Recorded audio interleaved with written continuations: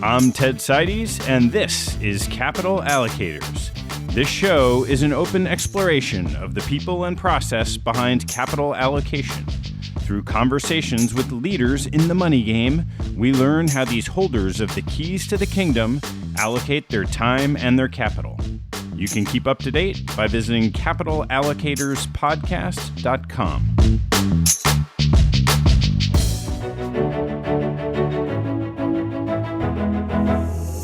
My guest on today's show is Jason Karp, the founder and CEO of HumanCo, a mission-driven, disruptive holding company focused on investing in healthier living. Before diving into this endeavor, Jason had a very successful 20-year career in the hedge fund industry, culminating in a 6-year run as founder of Tourbillon Capital. Our conversation covers Jason's career in hedge funds across quant research, quantamental investing, and entrepreneurship. Along the way, we touch on lessons derived from checklists, poker, and chess, and discuss Jason's sobering take on the hedge fund industry today. We then turn to changes in his life, including moving from New York City to Austin, Texas, and focusing on his lifelong passion for health and wellness. We discuss Jason's autoimmune disease, testing the limits of human performance, and the sickness that led to the creation of Hugh Kitchen with his wife and brother-in-law. Lastly, we discuss the formation of HumanCo, a holding company investing in food and consumables that create clean solutions to common problems using only the highest quality ingredients. We cover the attractive attributes of consumable businesses, the use of data and artificial intelligence to source companies and improve inventory management, efficiency of a holding company structure, incubating companies, leveraging data science, and an example in the cannabis space to work on the controversy surrounding vaporization. Today's show is sponsored by TopTradersUnplugged.com, a podcast dedicated to quant-based investing. Each week, you'll hear up-to-date conversations between host Niels Kostrup-Larsen and Turtle alumna Jerry Parker about what's happening inside quant strategies real-time, as well as deep-dive interviews with some of the world's leading quant legends and thought leaders, including Turtle mentor Richard Dennis, AHL founders Adam Harding and Luck, and Professor Andrew Lowe. Niels also co-wrote the book How to Master Manage Futures with Catherine Kaminsky, which explains the foundations of systematic strategies. His second book, The Many Flavors of Trend Following, is available for free at toptradersunplugged.com/capital. That's toptradersunplugged.com/capital for a free copy. Please enjoy my first meeting with Jason Karp of HumanCo. Jason, great to see you, bud. Great to see you. Well, let's just start at the beginning. Well, I went to Wharton undergrad. I was very interested in finance and statistics, always fascinated with probabilities. And, as a kid, I played a lot of poker and learned how to card count and was just sort of fascinated in anything that was probabilistic. And I kind of had a random stroke of luck in being recruited to go to a hedge fund in 1998. And so I started at a quantitative hedge fund here in New York. I was 21 years old, and I didn't know what I was doing. Back then, even for the hedge fund world, it was kind of the Wild West. And I started off as a quant researcher, and what was fascinating about that start was it just sort of taught me a different framework on how to approach life and how to use data and probabilities and facts to make judgments and inferences on things that people had a hard time deciphering. And I only stayed in the quant function for about 4.5 years. I started as a pure researcher and an analyst, and then I moved into more of a quantitative portfolio manager. We did a lot of things at our fund, everything from statistical arbitrage to index arbitrage to volatility arbitrage to more fundamental quantitative hybrid investing, which they now call quantamental. And I got out of it in 2002 primarily because I sort of felt like it was an arms race, which it certainly has become, but where it was just sort of a race for people who had faster machines and faster connections to the New York Stock Exchange. And I never felt that I had the sort of staying power to compete in that arms race, and I certainly didn't have the capital back then. And I always felt that my personal edge or my strengths were more in my judgment. And I had a mentor a long time ago who told me that he believed that almost everything that was discoverable in finance would be arbitraged away, but human judgment would not. And that human judgment, good judgment, was rare, and that balancing it with emotional discipline and not being impulsive and certain characteristics that now people sort of attach to EQ or emotional intelligence, I felt like that was my strength. And so I pivoted from quant to more of a quant fundamental approach, where I used a lot of the machines and the data and the systems that we had designed to basically just help us make better decisions. And I became obsessed with the concept of decision making and what goes into good decision making, and how do you think about decision making, and how do you make it repeatable, and how do you avoid noise and bias. And so I just immersed myself into behavioral finance and all the things from Thaler and Tversky, and now there have been a lot of books written about this topic, but I was just sort of fascinated in what made humans tick, and I love psychology, and so I then spent the next 15 years of my career basically being much more of a fundamental investor, and I used quantitative principles, particularly probabilities and systems, to help me make better decisions over time. And I was at that hedge fund for about 7 years. Then I was at what was then called SAC for about 4. Then I was the co-CIO at a Dallas-based fund called Tourbillon Capital. And then in mid-2012, I decided that it was time for me to kind of go out on my own and just try it myself. And I launched my own fund at the end of 2012 called Tourbillon Capital. So a couple things in that overview. So the first is, of the many systems, tools, behavioral tendencies that you studied and yourself and others, were there any key things that you took away that you implemented, say, when you went to start Tourbillon? Oh, yeah. I mean, I learned a ton along the way. And I'd say that I had a lot of evolutions as a person.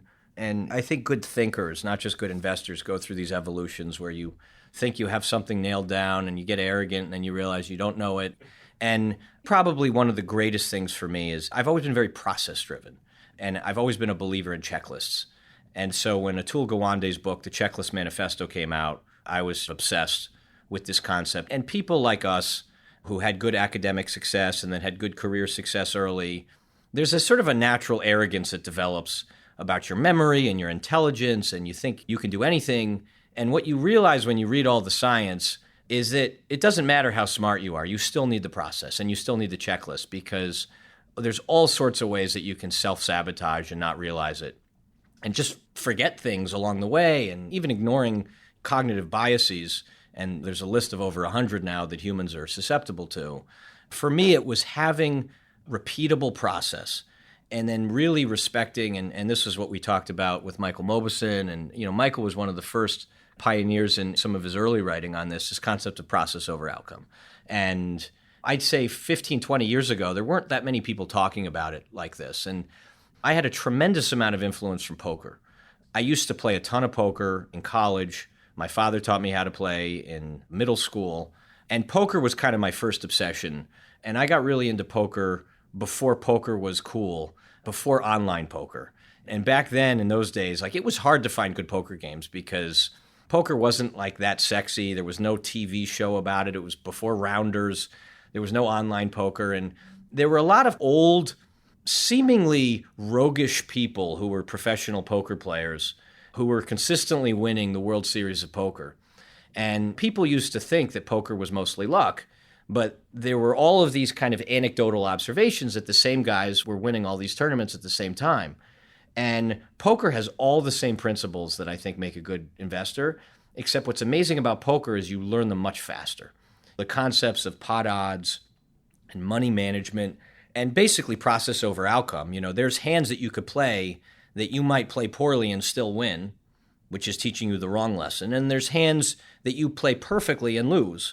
And in my early days, when I started managing people, I would train them in poker, specifically to teach them a lot of these decision-making principles, because you can't control the hand that you're dealt. You have to kind of make the best of it. And so poker and investing, and there was a course I took in college that was taught by this brilliant professor that used chess as a metaphor. There's all these metaphors that basically have the same message. which is, well, stepping back from chess, I teach a course at NYU as a guest lecturer for a friend of mine. But I teach a course on probabilistic decision making to seniors in the business school. And I start off describing the difference between what they call combinational chess and what they call positional chess. And this is probably one of the greatest strategies or systems I've developed for thinking and decision making. Basically, prior to the 1800s, chess had been around for like 1,000 years. And everyone had played chess doing combinational chess, which is the way most people play it, which is I move X, you move Y, I do this, you do this, and you're sort of thinking in moves ahead. And you're trying to think 2 moves ahead, 5 moves ahead, 10 moves ahead. And even the most brilliant humans can't think more than 20 moves ahead. And when you start getting that many moves ahead, you're dealing with so many permutations that it's almost irrelevant. And a young genius came along, I believe he was British, named Paul Morphy, and he became the world champion of chess at 21 years old. And he pioneered this type of chess called positional chess, which is now what all the top players play. And it's pretty simple, which is that I can't anticipate all the combinations that you're going to play. So I'm going to position my board in such a way that I can handle whatever you throw at me. I can play better defense. I can play better offense. I don't know what you're going to do, but I can actually position my board in a better way, putting the probabilities on your side without knowing any certainty. And this became the default method of top chess since then, and it still is today. And it's one of the most important frameworks that I teach the students, and it's what I live by, which is having a good process basically sets up your chessboard to deal with more crap. And it sets it up in a way that you can take advantage of luck when it comes your way, and that you can buffer or defend against the crap when it comes your way. And for me, I'd say that all of these things tie back into that in terms of setting me up to make better decisions. All right, so you've had this incredible experience, quantitative investing, fundamental investing. You're now going to start your own fund. What happens? It was a difficult time. I felt like I'd sort of reached the plateau of working for somebody else. I wanted to try it out on my own. I had been very successful in my own investment strategies and implementations up until that point, but I'd never done it completely on my own where I'm fully accountable and have nobody else to blame. And that's a huge difference. I'd managed lots of people, and so I felt confident in my ability to build a team again and do that all over again. But I was definitely very nervous, and being a portfolio manager or a founder of any type of investment business is still an entrepreneurial activity. There's inherently a deep insecurity that you kind of need to do that. There's a chip on everyone's shoulder, and I certainly had a chip that I wanted to sort of see if I could do it myself. And I wanted to see when I did it myself what it would look like. And for me, again, it was very process driven. So I got my hands on everything I could. I talked to you about starting a hedge fund. You obviously had a lot of experience with Protégé and what the elements of success were for early stage funds. While I've definitely had an ego about certain things in life over the years, which I then had to sort of beat myself out of, I've always known that I'm better with good teams. And I've never pretended that I could do things completely on my own. And so I felt like I needed to surround myself with some good, diverse people and thinking. And then from there, it was very methodical and it was very process-driven about how I wanted to build it, what I was trying to achieve. And that's kind of how it began. And so how did it play out? It was a really good journey. The first 3 years were incredibly strong. My last 3 years were not so strong. My last few years were the only periods that I've ever lost money in 20 years of being an investor, which was very frustrating on the public side. The net of the journey, I think, was a decent one, at least for the people who got in the beginning. From the beginning, we net made money for all of our investors, and it was a decent outcome from the beginning. It was a fascinating journey because in the beginning, we ran a very difficult strategy, which was effectively market neutral. It was equities only. We were confined to specific geographies. We wanted to deliver basically pure alpha, and we wanted to do it without much leverage, if at all. And that was unusual and unconventional because the market neutral or very low beta strategies have always employed a fair amount of leverage to make small alpha streams look better. And so we were looking for big alpha streams, which as the market has gotten much more efficient have been obviously harder to come by. And I think what was interesting for me was the amount of self-discovery I got out of this chapter, in the sense that I realized that I've always been an entrepreneur at heart and that I actually channeled my entrepreneurial energy into investing. There's some people who were born just to invest, and you know those people. They're usually very odd. They usually have no hobbies or skills or interests outside of staring at stocks or quotes or whatever. And I wasn't one of those people, actually. I was obsessed with investing, but I was obsessed more with problem solving. And I was obsessed more with building things with duration and things that lasted. And I loved managing people and I loved training people. And so for me, this last chapter of Tourbillon really sort of taught me that what I love is being an entrepreneur. And I love investing, but I don't love short-term investing. And it's gotten a lot worse over the years. But being stuck to a screen where more than half of the variability is random and you could do everything right from a process perspective but actually still get it wrong, that was incredibly frustrating for me. And so what I kind of knew in the latter stages of Tourbillon was that I wanted to do something where I had a lot of personal edge. I could look in the mirror and say, I have significant advantages over my peers and over competitors, and I know why. That was number one. Number two, it was incredibly important for me to have a much clearer linkage between process and outcome, where I believed that if my process was the best, that there would be much less variability and randomness to the outcome. And I think what is so frustrating about short-term investing is that it's still pretty random. That I've seen guys who I think are charlatans who have great results, and I've seen guys who I think are the smartest people I've ever encountered and probably have some of the best process and have lost money or not done well for the last 4 years. There are actually other fields, because I've studied a lot of them, where the linkage between process and outcome is much more linear and much clearer. And so that for me was kind of the biggest revelation. So what's your take on the hedge fund industry today? Well, I'm obviously biased because I retired from it at the end of 18 and we returned all of our money. And over 20 years, and again, I've always been a student of the industry. You remember my letters. I used to write about lots of different elements of the industry and what makes it what it is. A lot of the elements as an industry have become hyper commoditized and hyper competitive. Most of the easy alpha is gone, at least in the durations that most people, including myself, were used to. 95% of managers, the bulk of their returns are some form of beta. And that's fine. I invest in things that have beta all the time. But I don't necessarily believe that allocators should pay full fees for that. Because now in this new world, you can replicate that quite easily. It's also gotten a lot less fun. Shorting got so much harder. I used to love to short. It's gotten much more competitive in terms of hard to borrows and between passive and quants. I really think it's changed the dynamics of the industry. I always think there's going to be great opportunities for public investing. This is not necessarily a statement on public investing. I just think the types of edges and the fun that we used to have in identifying areas to exploit and areas where there was just rich opportunities, I feel like it's much more of a dearth of those types of opportunities than they're used to. How do you balance that belief about what's happening in the structure of the industry and the investment opportunities with someone you know, like people you mentioned that are the smartest people you know, and you know because you were in it and you were competing against them that they're the best around.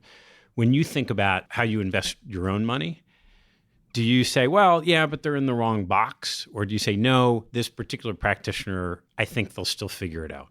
I think it depends. There are a handful of people that are still out there that I think are extraordinary. And I've given a few of them my money.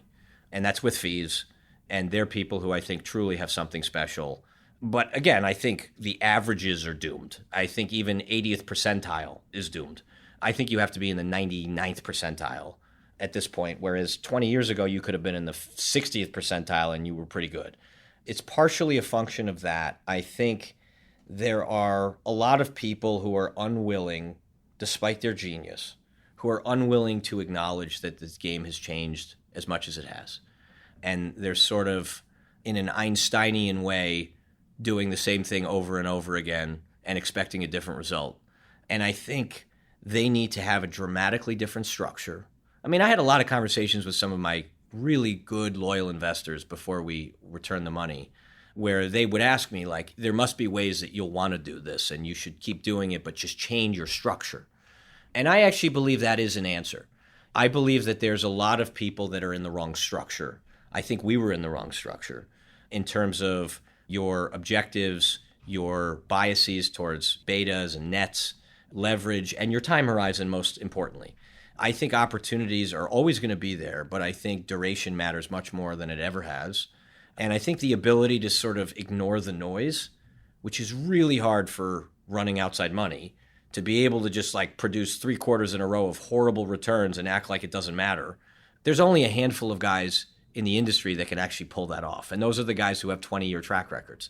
There are some people who are brilliant, but they need a different structure.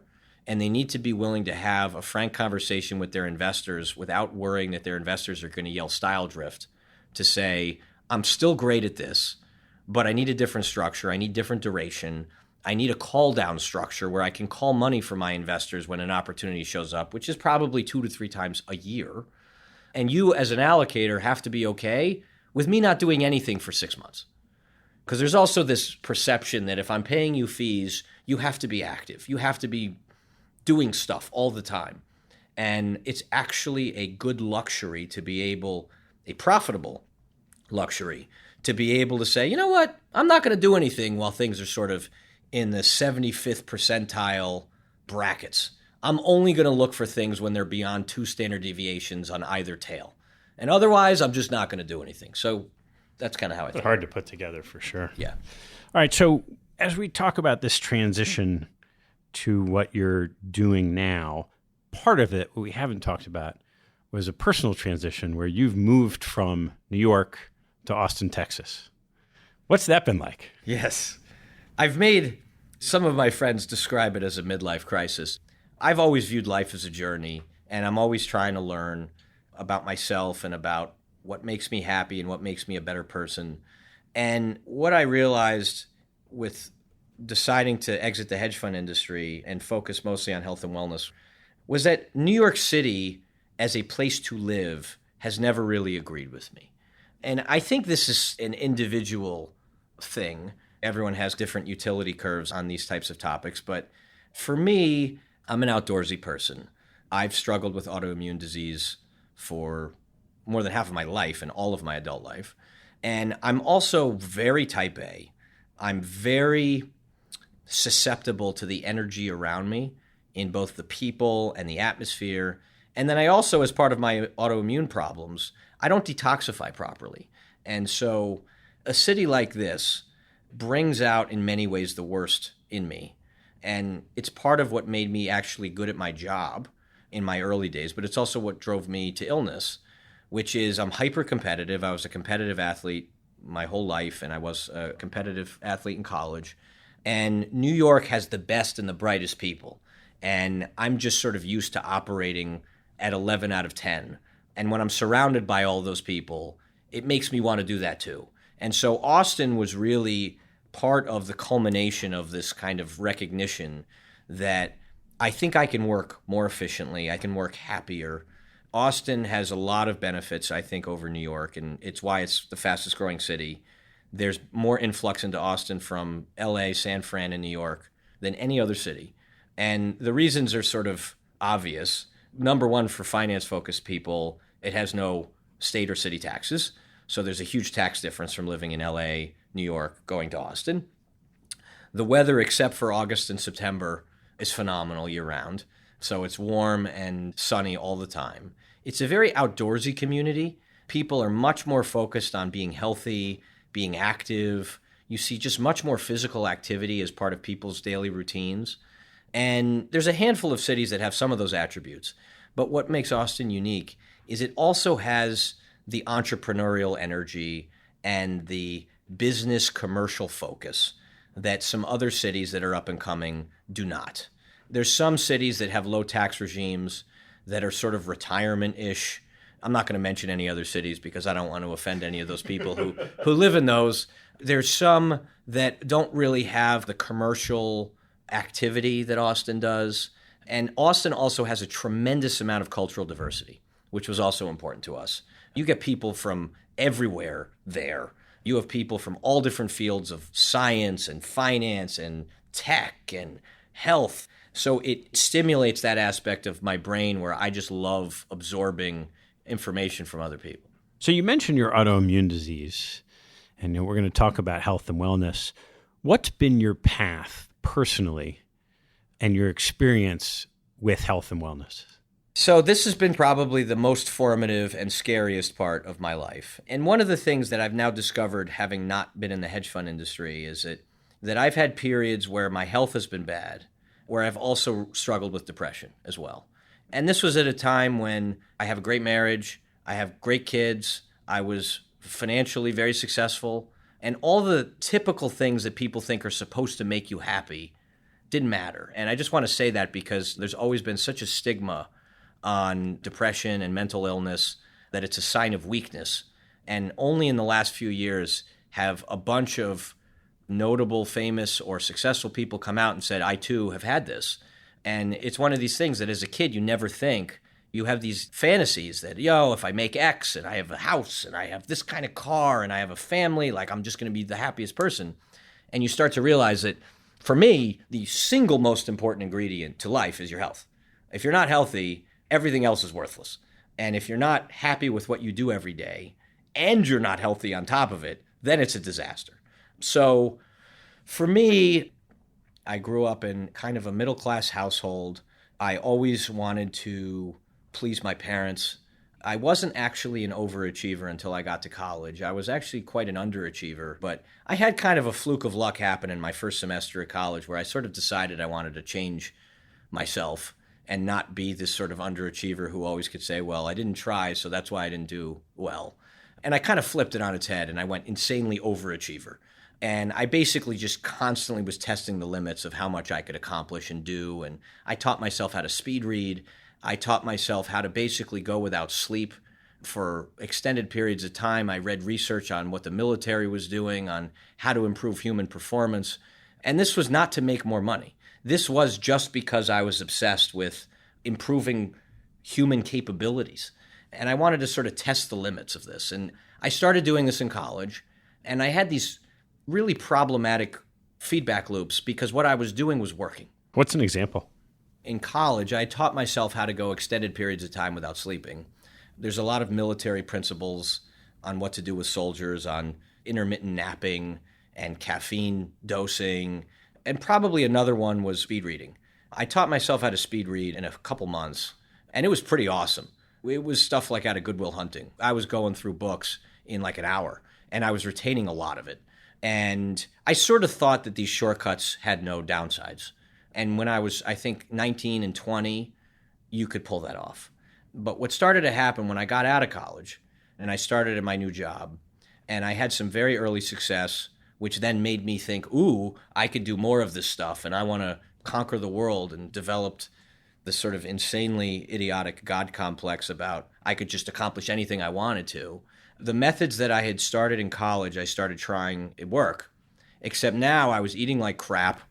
I wasn't exercising. I had a lot more stress in my life. And it turns out that my body, from some of my autoimmune and genetic stuff, couldn't handle it. And so I got very, very sick about a year and a half into the job. And it was at a time when I had achieved financial success way beyond anything I had ever hoped. And yet I was getting very, very sick. And the worst thing was I was losing my vision. And so the diagnosis I had was this degenerative corneal disease called keratoconus, where your cornea degrades over time and you eventually go blind and you have to have your cornea replaced. And so I had to put my name on a corneal transplant list. I wear contacts. I don't have great vision. And I wear contacts, and I was seeing double. And so I couldn't wear contacts anymore because the contacts weren't working. So I had to wear glasses again, and the glasses didn't do it either. So I saw double, and I had halos around everything for probably 4 or 5 months. And I fell into a deep depression because I had all these other illnesses start showing up. I had a form of alopecia where you lose your hair in clumps. I had terrible atopic skin diseases like psoriasis and eczema. And I also was misdiagnosed with testicular cancer, which was very difficult. There were several weeks where I actually thought there was a lump. They didn't know what it was. They had suspected that's what it was. It turns out it wasn't. And it was a really traumatic time for me as a 23-year-old. And I fell into a deep depression, and I didn't tell anybody. I didn't tell my parents. I sort of pretended on the outside that I was like kind of okay, but my boss knew that I was really sick because I had to keep leaving work to go to doctors. And obviously you could sort of see that I looked like something was wrong with me. And I kind of had this pride and I didn't really want to talk about it. And I definitely didn't want to take crazy medication to try to fix it. And so I just went into a hole. I did a lot of research on my skin disease, and I sort of discovered that there was a correlation in some of the early studies between the eye disease I had and the skin disease that I had. And I sort of took this naive view that maybe the doctors were wrong, and if I could make my skin disease go away, which there was a lot more research on than the eye disease, then maybe my eye disease would reverse, even though there was no known cure for my eye disease and it was considered to be degenerative. And over the course of 9 months, I basically massively cleaned up my life. And so because I had taught myself how to not sleep, I had to reteach myself how to sleep, which was very difficult. I gave up caffeine, I gave up alcohol, I gave up processed foods. I experimented with giving up gluten, but back then it was very fringy and nobody really knew what gluten-free really even meant. I basically went ultra clean with my lifestyle. I started exercising much more, and over the course of 9 months, every single thing reversed. And I had this epiphany, in life you get these moments where you can see it, it's clear as day, like that moment changed my life forever. And I was seeing this arrogant ophthalmologist, New York City, Park Avenue guy, who just sort of thought he was the cat's meow. And he had told me a while before that, when I told him my hypothesis of how I was going to reverse this disease, and he was really condescending to me, and he said, Jason, don't get your hopes up, kid. This is a degenerative disease. Maybe you can stall it, but that stuff doesn't work. And Western medicine believes that all these lifestyle things, or used to, things like food and sleep, that they don't actually matter, which is insane. And so when I came back to him and I said, hey, doc, my vision's back, there's actually an empirical objective test that they can do, which measures the surface area of your eye called corneal topography. Your cornea, when it's healthy and functioning, is spherical, and my eye was perfect. And he could not believe it. And he actually said it out loud. Maybe I'd misdiagnosed this kid. I don't understand what happened. He brought in a colleague. He'd never seen this before. And that moment, that was the moment that I said, you know what? I'm never going to just accept expert opinion on this type of stuff. Food actually can be medicine. Our understanding as human beings of health and wellness is like in inning 2, and there's not enough science on it. And I am going to basically just change my perspective on life going forward. And from that moment on, like everything in my life changed. I started really changing my lifestyle thereafter, which was coincidentally and fortunately right when I met my wife, which is also a huge help for health. I kind of knew that there's almost no morbidity statistic that is more determinant of early death than being unhappy and lonely. And I have a weird composition in that I'm part introvert. I like being by myself, but I actually also like people. And I sort of knew that I really wanted a good companion, wanted someone that could help me not only have a family, but be a partner. And so I started living like this way from there. And I stayed in the hedge fund business until the end of 2018. And when I kind of had this metamorphosis of coming out of this hell that I was in, that was 2003, right? So I stayed in the hedge fund business for another 15 years. But I think I did it smarter, and I tried to be much healthier along the way. But I had several relapses along the way. It wasn't a smooth sail. And what I knew was that I was just intensely fascinated, and I found in my free time, I spent all my time thinking about this stuff. Human performance, health and wellness. And for me, because there's so many things that affect me negatively, I had to become an expert on all adulterants and all lifestyle things that made me feel like crap. And so when I wasn't doing investment research, I was just thinking about this. And I started looking for ways to get involved in other companies that were doing this. And it was in 2009, 2010, call it 5 years later, my wife's brother, he started reading a lot of the same books that I was reading. And he was fascinated in human performance. He didn't have the autoimmune issues that I did, but he was fascinated.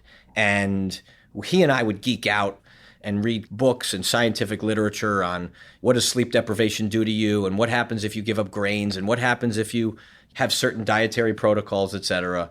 And he basically pushed me to say, hey, let's create a place in New York City where all of the food in it adheres to our principles, where everything in the food is as trustworthy as we would want it.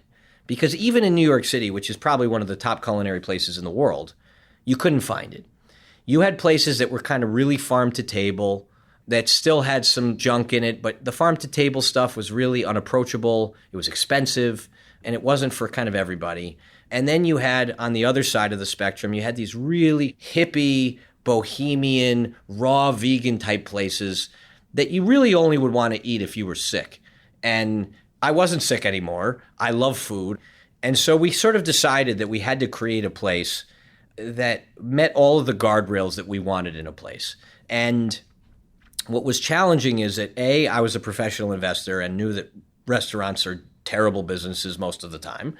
B, I knew nothing about restaurants, actually running one, nor did my brother-in-law. So we knew what we didn't know, but we knew that the world needed this. And my view was if we could just create a place that was awesome and it broke even or made a little bit of money, that was good. And I would be really happy if we could sort of prove to New York that you could make great, delicious food that didn't have any adulterants in it. And that started the next chapter of where we are today, which was doing that. And we named it Hue, by the way. It's called Hue Kitchen. And we named it Hue because we believed that people weren't eating like humans were meant to anymore. And that all of the illnesses that everyone was seeing, mine included, but also the obesity epidemic, diabetes epidemic, how many children are now getting sick with all sorts of weird diseases, this was related to what we were consuming. And I really became passionate about reversing this trend. And so I started looking for a lot of other companies. I started looking public and private for companies that cared about this stuff. And what we found was there just weren't that many. It started to become a really rapidly growing segment of the consumer space, but most people still were relatively uneducated. There wasn't a lot of experts or people who really lived this way. People started getting involved into it just because it was growing. And so I became then obsessed with what are other ways I can express capital and my time in areas outside of Hue where it's the same philosophy and it's the same ethos. And fast forward to today, what I found is that there's many, many verticals where there's a huge opportunity for developing a cleaner version with real trust of things that people want to consume. Well, why don't we first dive into this by framing out what it is you're doing today structurally, and then we'll walk through the investment opportunity. Sure. So we created a holding company called HumanCo. It's not a fund. It is a holding company. And the easiest way to think about it is think of a Berkshire Hathaway type of business focused on cleaner living, healthier outcomes, and sustainability. And that's its entire focus. And I am of the belief now as both a professional investor for 21 years as well as a consumer who's been living in this world for a long time, that there are a lot of verticals and a lot of categories where there needs to be a much better, cleaner solution to common things that we consume every day. And by consumables, and so we have this tagline that we want to sort of humanize consumables, and that's why we call it HumanCo. Consumables are anything that we actually consume as people. It's not just food or beverage. It's also things that we put on our body, in our body, things from nutrition, supplements, personal care, things like makeup and shampoo and suntan lotion and bug spray. These are all things that we're lathering on ourselves. Our skin is our largest organ, and this is going into our body, in many cases, much faster and much worse than if we're eating it.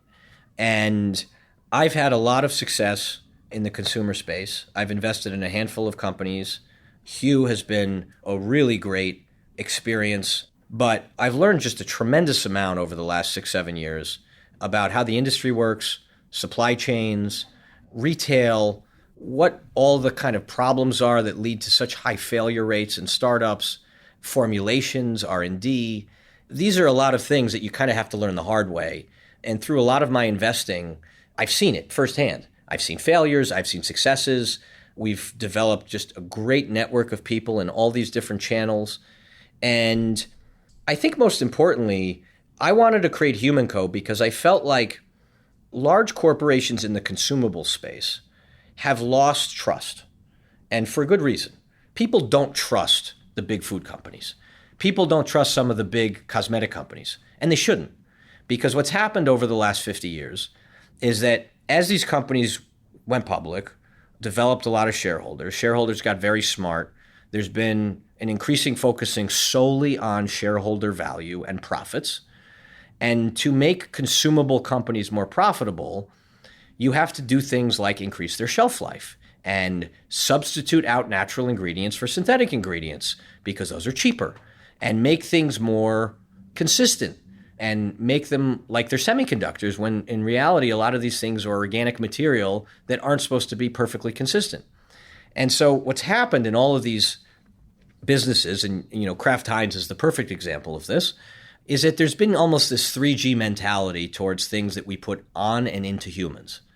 And that has been potentially, for some period of time, good for shareholder value. It has been horrific for humanity. It has been horrific for human health. And now we're actually starting to see that it actually hasn't been good for shareholder value, because people are starting to get wiser of, wait a minute, what am I putting in my body? What am I putting on my body? What is in this crap? And we're now at an inflection point where we have to restore trust in companies that are not just mom and pops. Because if I want to change the perception and I want to actually affect health outcomes, and I want to produce things that people enjoy consuming and improve their health, I can't be a tiny company. I have to have scale. I have to have distribution. I have to be able to reach the middle of this country. And right now, there's no trust for big companies. And I believe that there are large companies where people think of them as great still. Think of like Apple or Nike or Tesla, where they're very large and they're still trusted and people still want to consume their products or like their products. Food has lost that. And some of the non-food consumables has also lost that. And I think there's a way to restore that trust. And I don't think there's many people who know how to do it. And we believe we can. So you mentioned we a couple times. Who's involved in the we? So my co-founder is a guy named Ross Berman. Ross has been a good friend of mine for probably 18 years. Incidentally, I met him through poker. And he joined me at Tourbillon about a year ago, more to sort of help out some of the family office activities that we were doing. But Ross has a great background in derivatives. He ran several hedge funds. He's one of the best people I know in terms of sizing up risk and making decisions. And he's also just a great friend, and he's just a great partner. We have 3 other people that are part of our team. One is a data scientist. There's still a data focus to what we do. I believe there's, as efficient as the public markets are, the private markets are wildly inefficient. And some of the things we're able to find and figure out using data and data science is just truly awesome. Give me an example of one of those. We have the ability of discerning trends in a very real-time way. There's a lot of different data sources we're able to ingest, things like Google Trends, but there's a lot of them, where we can tell you on a real-time basis what the fastest growing trends are in terms of actual consumption and search behavior on things like keto, intermittent fasting, paleo, vegan. We know what the products are that are actually moving. We're able to do a lot of things with data on also optimizing companies. So the first piece is prospecting. We think we're able to uncover a lot of companies that are tiny, off the radar, not front page of the journal type of big privates. So prospecting is one of the places that data science is helpful. Another place is optimization. We have a tool, for example, where with all small businesses, when you're selling stuff to a variety of channels. You might be selling it to a local convenience store, you might be selling it to a Kroger, but you're selling stuff all the time. And one of the things that happens in selling anything that's a consumable, the reason I like consumables, just to take a step back, is it has a lot of attributes similar to software, where it's generally recession resistant, it's not cyclical, and it has a very high replenishment rate. So it's a very interesting business from that perspective. And when you're selling stuff, a lot of times the buyers, the people buying your stuff, they're busy. They don't reorder as often as they should. They have stockouts. Stockouts are when everyone buys all the stuff in the store and there's nothing left. And if you're not in the store then, when somebody wants to go buy your stuff, you're missing sales. We sort of have this like fantasy that all these companies are efficiently run and perfect, but it's not. And so sometimes they might go 4 or 5 days or a week or 2 weeks and forget to place an order. And they're missing revenue too on their end. So we developed basically this system on one of our companies that looked across all the sales behavior over the last several years by purchaser. And we were able to basically, using AI, figure out how often on a good day, how often are they reordering and what are our sales? And then basically measuring when you kind of go 2 standard deviations outside of that, something's off. Why aren't they reordering? Do they not like the product anymore? Did they change a manager? Did something happen? And so we can generate basically a list of accounts that are dramatically outside of the norms. And those accounts are then people that the salespeople of that company should be calling and say, hey, why haven't you reordered?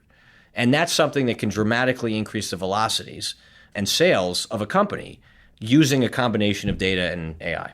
And so you're forming this holding company, and you mentioned it like a mini Berkshire. Is that Hugh, as the business, is spinning off cash that you'll be reinvesting that cash into other businesses? No. So I think eventually we're going to have a cash cow type of business. The mini Berkshire aspect of it for me is not so much about having like one cash cow that then funds all the projects. It's more of the concept of having a holding company where you have a lot of synergies and a lot of benefits of having a parent.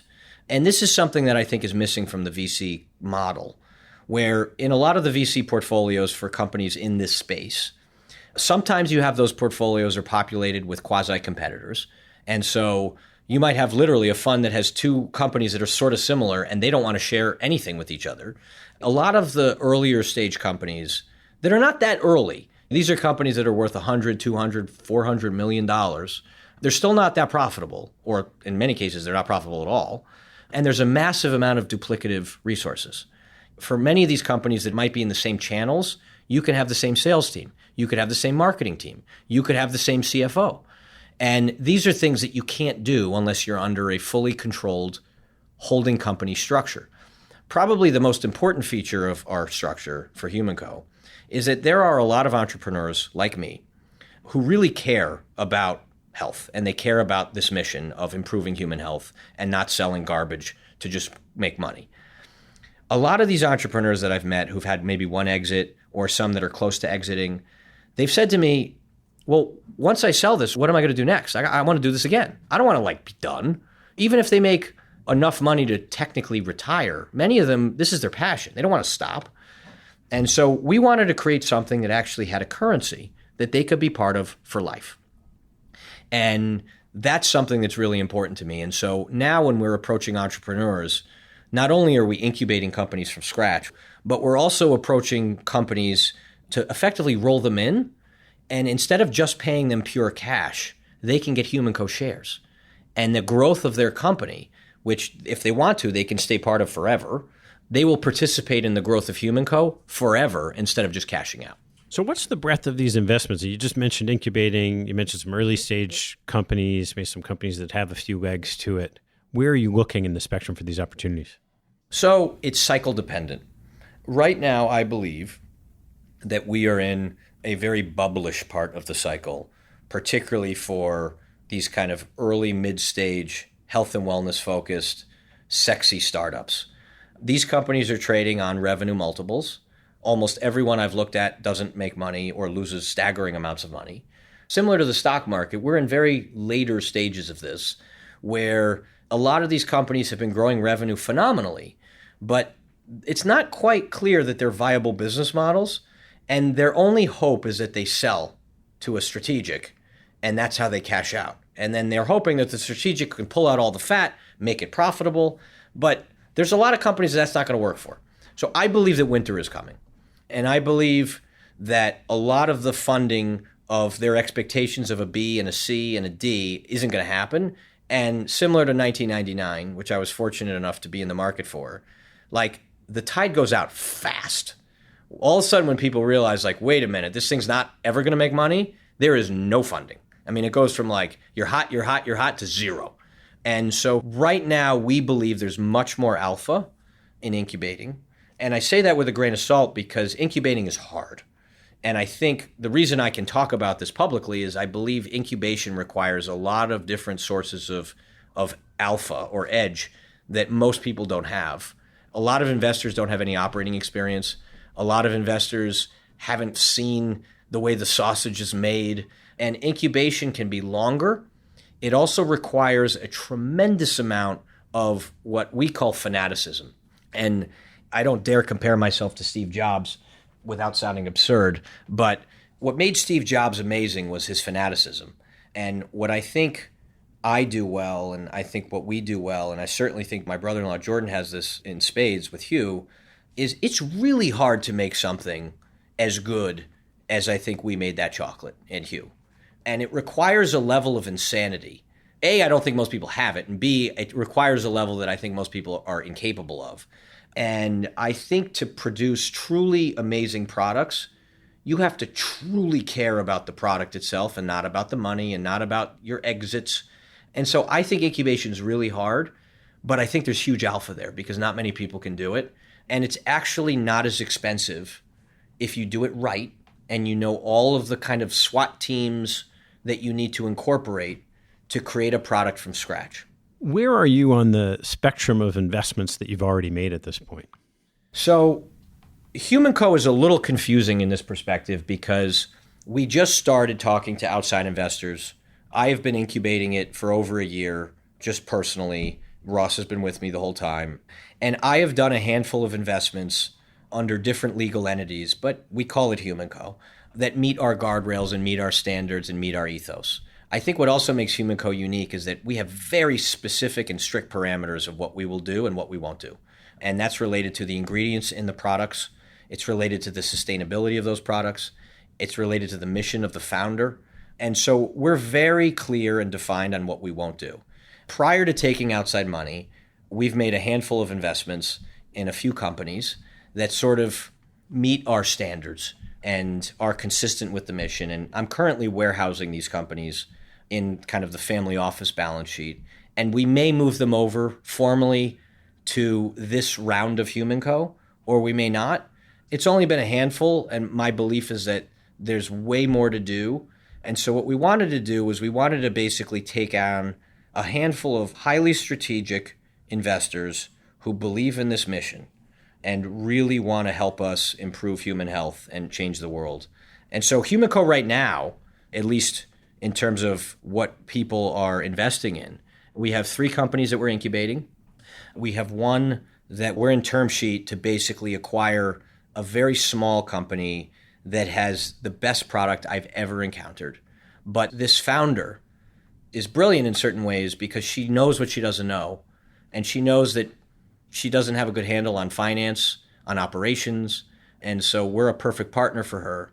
And then the fourth element of what we have at HumanCo is we have our data science software platform, which at this point is quite robust. We've been ingesting data for quite a long time. We have just some really interesting insights. And I believe our software platform, there's elements of it which other entrepreneurs would want to license or use because I think we can really help their businesses as well. And so that's kind of the composition right now. All right, so to get into just a little detail on maybe one, we were chatting earlier about a particular topical area right now in the health and wellness space. I wonder if you want to tackle that one. Yeah, so I've been investing in the cannabis space for probably 5 years now. And I believe that cannabis is an area where there's just a huge amount of opportunity to have a cleaner, more trustworthy experience in medical cannabis, in CBD. And cannabis has been like the Wild West. And about a year and a half ago, I started spending a lot of time on the vaporization area. And vaporization as a medical method is much healthier than combustion. The idea is that you basically take some element, you heat it up, and I'll speak specifically with cannabis, and the chemical compounds within cannabis are called cannabinoids. Cannabinoids have a much lower boiling point than the combustion point of the plant. So when you light cannabis on fire, which is the way people have been consuming cannabis for 2,000 years, you smoke a joint, you light a bong, whatever, you're inhaling the combustion, you're inhaling the smoke, the particulate, all aspects of the plant, and the fire. There's a lot of stuff you don't want to be inhaling when you light stuff on fire. And so vaporization has been around for 50 years, not for cannabis, but for other medical aspects. And the idea with vaporizing cannabis, which actually started with what's called the flower, where basically people were taking the marijuana flower, which is that bud that you see on like the front cover of High Times magazine. You grind it up. It looks like oregano. You then take the ground up flower.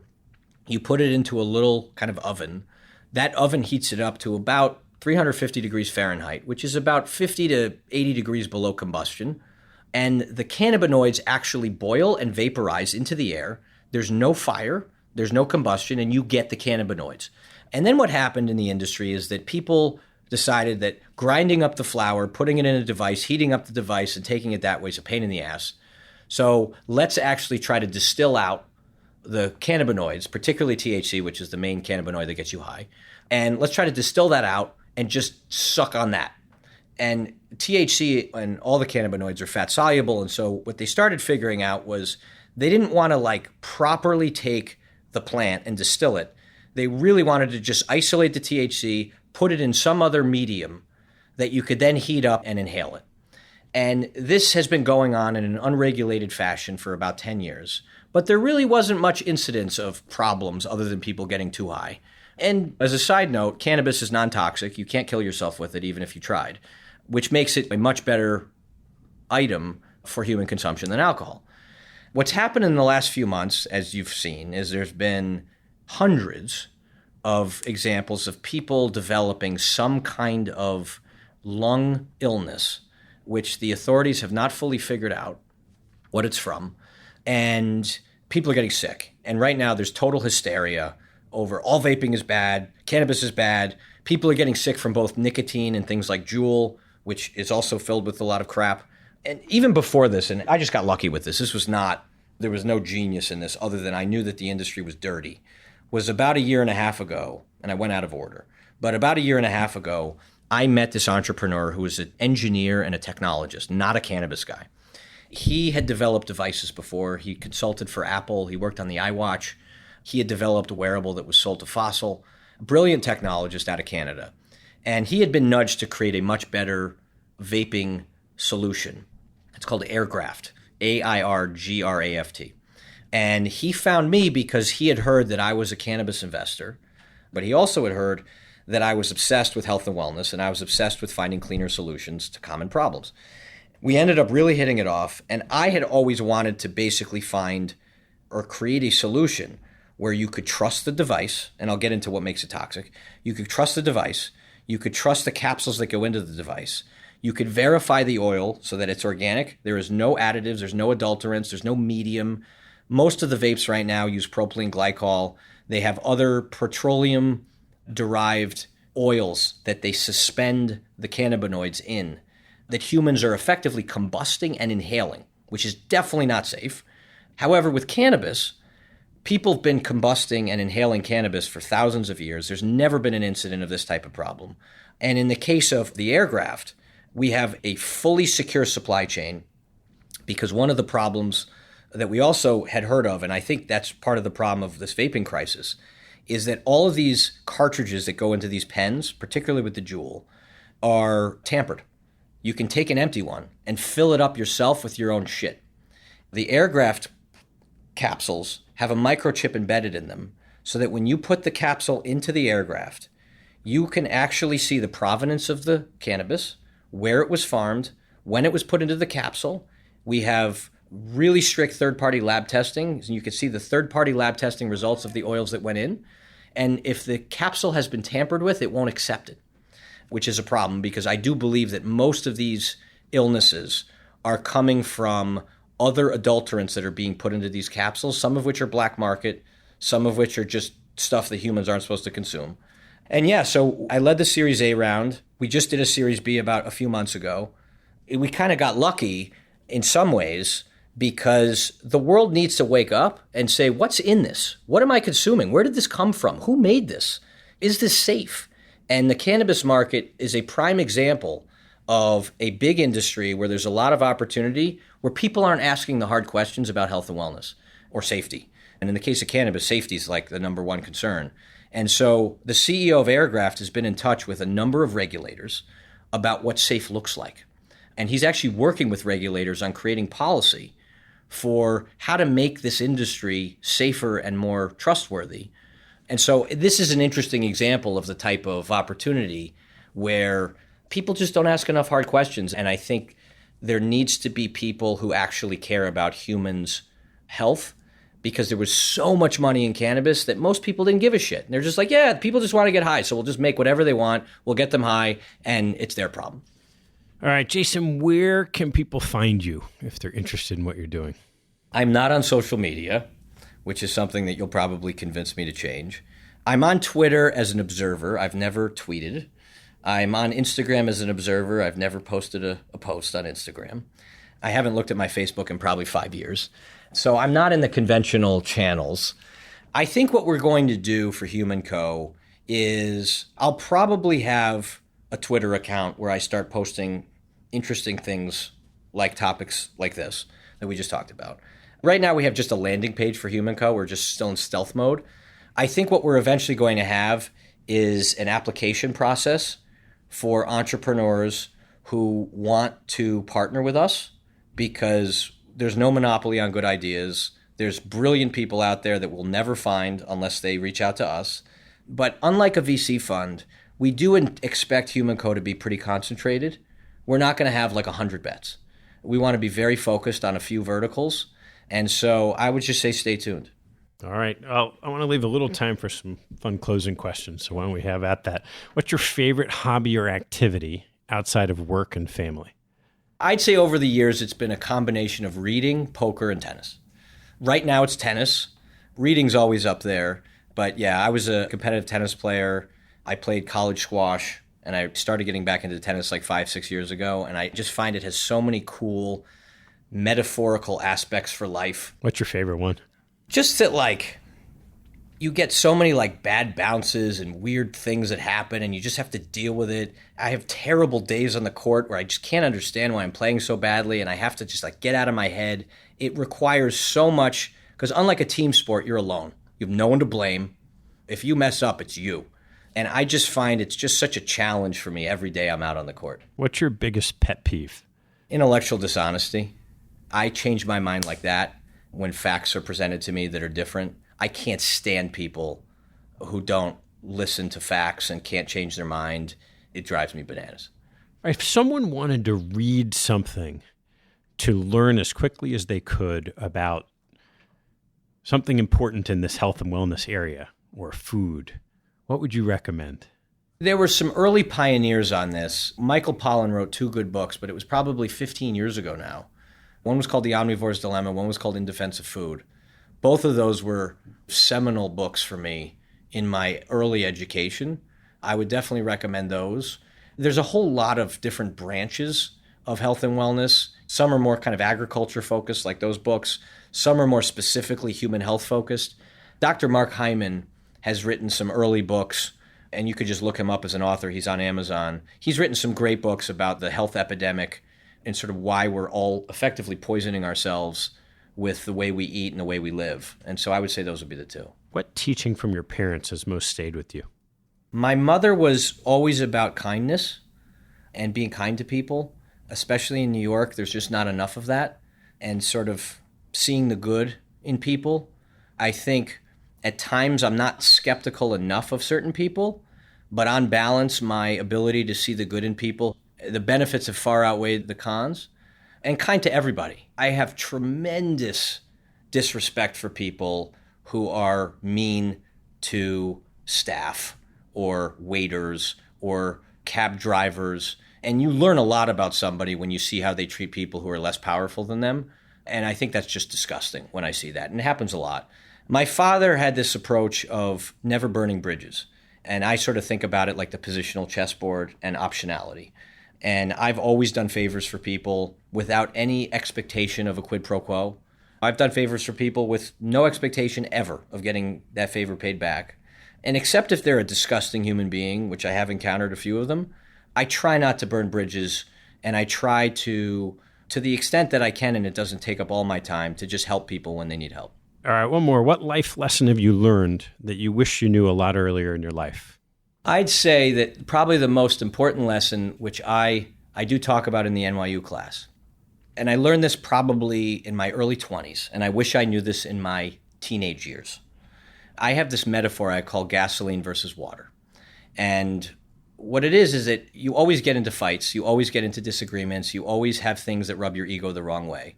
And most humans, in my experience, their ego is too strong and their insecurity is too high, as was mine growing up, that when somebody says something that offends you or they say something that should lead to an argument, most people throw gasoline on that fire. So any kind of controversy is a fire. And most people, because they just can't help themselves, they just want to get back at them and they throw gasoline on the fire. And I did it, and I see almost all marriages that I think break down are because of this, and friendships and business relationships. And I started realizing that I was really good at throwing gasoline on fires when I was young, and I was burning a lot of bridges. And I realized that nothing good came of it other than 3 seconds of feeling better about myself because I gave him a zinger, or I said something that was really insulting that I could never take back. And I was reading a lot of Buddhist stuff, and I was going through my health crisis, and I sort of realized that to get my stress level down, I have to just not get angry, which means that I have to be the bigger person, and I have to throw water on fires when I see them. And when I started throwing water on fires, it was insane and amazing what happened. People were shocked, where you would think like you could win the argument and you just are the bigger person and you throw water on it and you diffuse it. And this concept has been so helpful for my relationships and my marriage, my business relationships. And I wish I knew this as a 10-year-old to when I was 20, because I had some difficult teenage years because I was very witty, but I would say things that I couldn't take back. And I burned a lot of friendships that I really wish I hadn't. Take 10 seconds, think about your response, and instead of throwing gasoline, throw water and watch what happens. Fantastic. Jason, thanks so much for taking the time. Thanks. Thanks for listening to this episode. I hope you found a nugget or two to take away and apply in your investing and your life. If you'd like what you heard, please tell a friend and maybe even write a review on iTunes. You'll help others discover the show, and I thank you for it. Have a good one, and see you next time.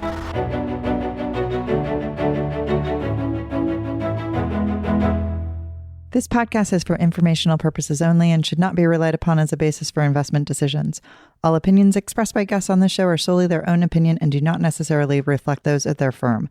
A manager's appearance on the show does not constitute an endorsement or investment recommendation by TED or Capital Allocators.